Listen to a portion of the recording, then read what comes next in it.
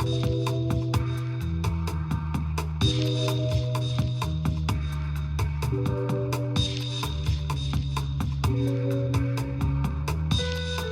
to City and State TV. I'm Executive Editor Michael Johnson. I'm lucky enough to be in the new museum with the director of the new museum, Lisa Phillips. Thank you so much for joining us. My pleasure. And I want to talk to you about the Idea City thing that you just had, the conference you had this past weekend. But before we get that, tell our audience about the new museum. I know it's not that typical art gallery. When you think museum, you think, old paintings on walls. Not what you guys do, right? That's true. First of all, the new museum is not that new. We were founded in 1977, but as a counterpoint to the traditional museum.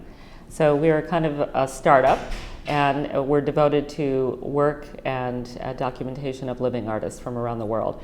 In 1977, no one was doing that. And we changed the field, and now everyone's involved with contemporary art. We help spread the word about the importance of contemporary culture, and that's really what we do. And we respond to artists and culture as it's developing. It's always changing, it's always new. So that's why we're the new museum. And you're pushing forward now as well, and it's not just necessarily art, it's ideas is the big thing now. New ideas. This is bred to the Idea City conferences, the global initiatives you've done. Tell us a little bit about the history of Idea City. So our mission is new art and new ideas. As I mentioned, we were a startup in 1977, and we've been incubating new art and new ideas ever since. As the idea of culture has expanded and the idea of what it means to be a creative practitioner has expanded, we have adapted to that, and we've developed a number of different platforms to explore what that means. So Idea City is one of them, and it's about looking at the future of cities and the importance of culture to the vitality of the future city. Cities are really important, and culture is essential to the city. So through this program, we bring people from various disciplines together: art, architecture, urban design,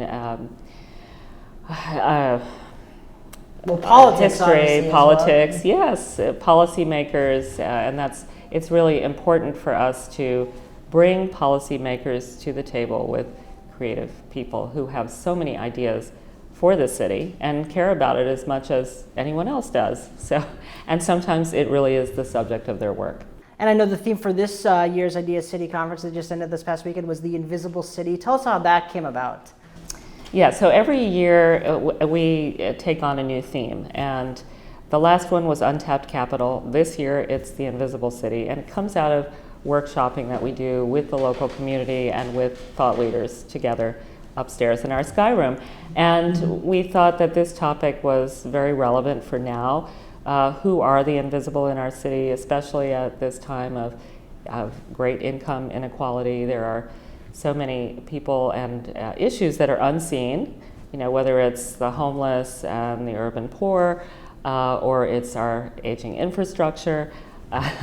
And what we discovered is that for many people, invisibility is a barrier to hope. But for others, it's a form of liberation. Interesting. To be invisible. So, I mean, there's the flip side of not being seen, which is that maybe you're out of the way of surveillance and being observed, and that to many is as I said, a form of emancipation. So we had these poles of of ideas within Idea City. That's great. Tell us a little bit about before we get to the political stuff, tell us a little bit about some of the things that you did for the Idea City conference this past weekend, like some of the exhibits that were throughout the city that people maybe saw as they were walking by or heard about, but they weren't really sure what was going on there. Yeah, so Idea City is 3 days of a lot of different kinds of activity. We have a conference that is for an entire day and includes several important keynotes. We have workshops where there are more closed sessions with invited guests who are working on specific problems and coming up with concrete solutions. We have performance activities. We have collaborations with over 100 civic and education and community and cultural groups downtown who are staging their own response to the invisible city. And so that's going on. And then we have a street fair that is kind of the un-street fair, that's very heavily focused on social activism and audience participation. So we have all of these different platforms. It is a lot of activity that brings many, many diverse strands together. And I want to talk about a couple of those things. One that obviously was the headlining speaker of the event was Julian Castro, the HUD secretary, possibly the vice president for Hillary Clinton, or at least rumored to be the vice president. So obviously a very high-profile person. Landing him must have been great for you guys. And what does it mean to have someone of that prominence kind of come and speak at this an Ideas City kind of conference? Well, it is an affirmation of the importance of this kind of initiative, that we are on the radar of our political leaders. So that's very, very important, because culture in our country is extremely underleveraged, and that's really the kind of subtext and a hidden agenda in this initiative, is that our feeling that culture is a great asset that we have in abundance in the United States, but yet there's a reluctance on the part of policymakers to seize that and understand it and work with it, because it can really take our country forward. It has, and it can take it even further forward. We really see the potential of that. And there's no reason for art and culture to scare politicians. You know, it doesn't scare people. People love it, and it is for everybody. And that's really what we demonstrate in this festival, that art is for everybody. And when everyone's working towards a common purpose, they're curious. They want to be involved. So we have never had someone turn us down, actually. Everyone has said yes, they want to be part of it, because it has a civic purpose and it has a higher purpose. It's art for a purpose, it's culture for a purpose, and that's what we should be thinking about. And you also had a panel of some phenomenal mayors. You had the Ithaca Mayor, Svante Merrick. You had Carmen Yulín Cruz, the mayor of San Juan, Puerto Rico, who was in town. And you also had Anise Parker from Houston, who has a lot on her plate right now with the flooding that's there, but still made time to come up here, which has got to be an extra affirmation that of the importance of this conference. What struck you about that panel, and when you were bringing that panel together of obviously people from very different backgrounds? How did you approach kind of bringing that together, and why were these three people picked? There was really great synergy between these three participants. It wasn't something that we necessarily predicted to this degree, but they had an extremely lively conversation. It was really one of the high points of the entire festival. The mayor's panel is a signature part of the festival. We do it every year. This year it worked especially well with these three. And mayors can be very open and spontaneous and direct, and they are really changing our cities. They play such an important role, and they were very frank and open in this conversation. So we really appreciated that, and they all spoke to the importance of culture. So the more that they can be out in the world talking about culture's role in the city, the better off we'll all be. So it's part of our mission to make sure that is always coming up in the political agenda. It just has to be part of it. Would it be fair to say this was probably the most political that your conference has been? Obviously, like the highest, most high-profile people. Or do you feel like that's the trend you want to go? Do you want to make it not necessarily more political to get away from the conference, but as it grows to get more politicians involved, to kind of be invested in this concept of just using culture and making culture thrive within their cities, wherever they are, maybe? Yes.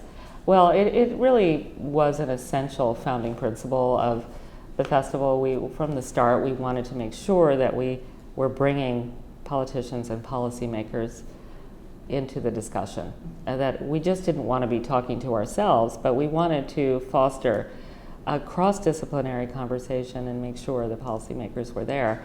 And when you have an artist sitting at the table with a policymaker, the tenor of the conversation is different. It's different than it would be if you just had artists sitting at a table, or it just changes the whole character to have people from different fields coming together and listening to each other.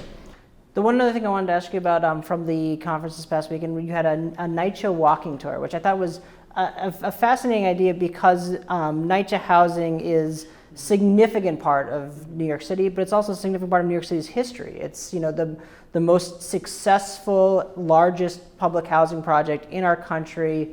It's was started back during after World War II in that area. So there's a lot to be told there from that story. What was the idea? What was the inspiration to do that for this conference? So involving the community is key, and we started as a conference focused on downtown New York. We've since expanded internationally, as you mentioned, but we always involve members of the local community wherever we are.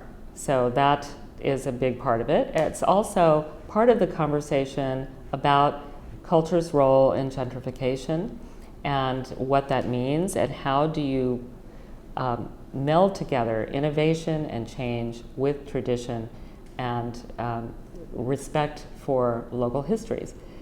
All of that has to come together. It's both and, it's not one or the other. So that's why it was very important to do that, and we've acknowledged and recognized the communities that are here and have made this the great area that it is, the great dynamic part of New York City that is really the creative hotbed of New York City, or has been for decades. And why is that?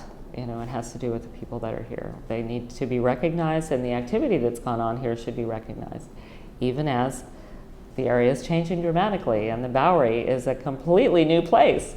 Well, we made that happen, and we're very proud of that, and that is the ultimate genesis of Idea City.